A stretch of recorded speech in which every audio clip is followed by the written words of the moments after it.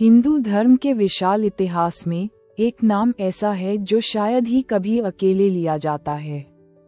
आप इसे मंदिरों में, कवियों के गीतों में और करोड़ों लोगों के अभिवादन में सुनते हैं। राधे राधे। वह राधा हैं। कुछ के लिए वह परम भक्त हैं, दूसरों के लिए वह सर्वोच्च देवी हैं जो स्वयं भगवान के हृदय पर भी शासन करती हैं। लेकिन यहाँ एक रहस्य है। यदि आप महाभारत या शुरुआती पुराणों जैसे सबसे प्राचीन संस्कृत महाकाव्यों को देखें तो उनका नाम कहीं नहीं मिलता। तो वह महिला कौन है जिसने प्रेम और भक्ति के अर्थ को ही बदल दिया? आज हम राधा रानी के दिव्य रहस्य को उजागर कर रहे हैं। सदियों से विद्वान इस बात पर हैरान रहे हैं।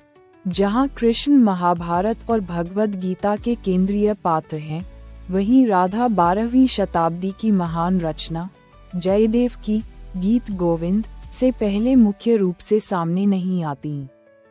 कुछ का कहना है कि वह एक गुप्त खजाना थी जो शास्त्रों के भीतर छिपी हुई थी और भक्ति आंदोलन के सही समय का इंतजार कर रही थी।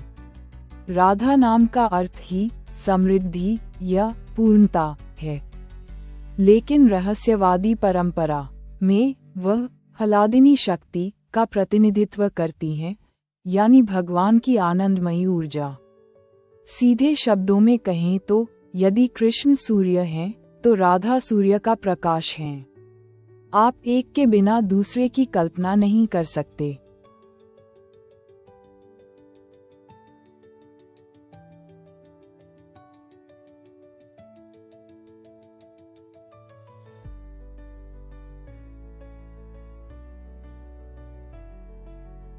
पौराणिक कथाओं के अनुसार राधा का जन्म उनके जीवन की तरह ही चमत्कारी था।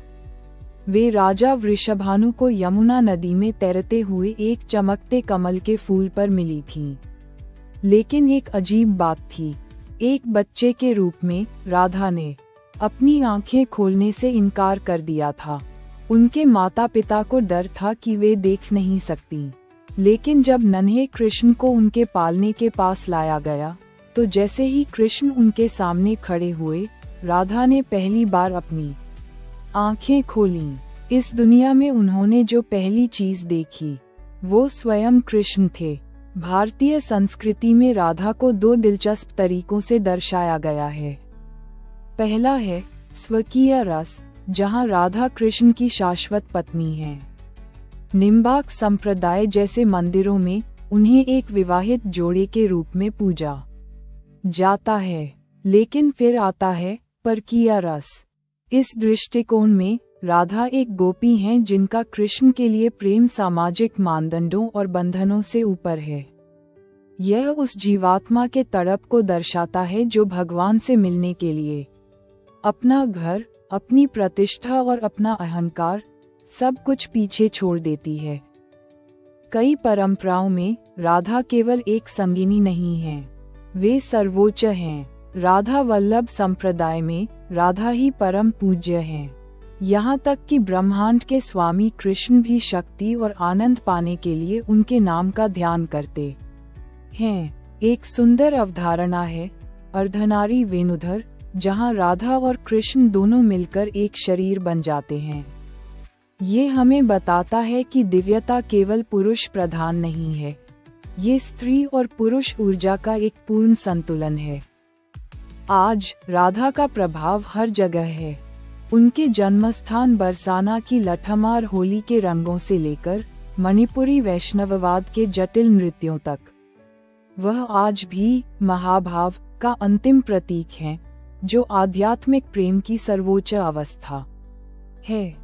उन्होंने दुनिया को सिखाया कि ईश्वर तक पहुंचने का रास्ता केवल अनुष्ठानों या ध्यान से नहीं, बल्कि हृदय की सरल और शुद्ध तीव्रता से होकर गुजरता है। राधा के इस रहस्य के बारे में आप क्या सोचते हैं? आपको क्या लगता है कि कृष्ण से पहले उनका नाम क्यों लिया जाता है? हमें कमेंट्स में जरूर बताएं। इतिहास और पौराणिक कथाओं की ऐसी ही कहानियों के लिए हमारे चैनल को लाइक और सब्सक्राइब करना न भूलें। अगली बार तक के लिए राधे राधे।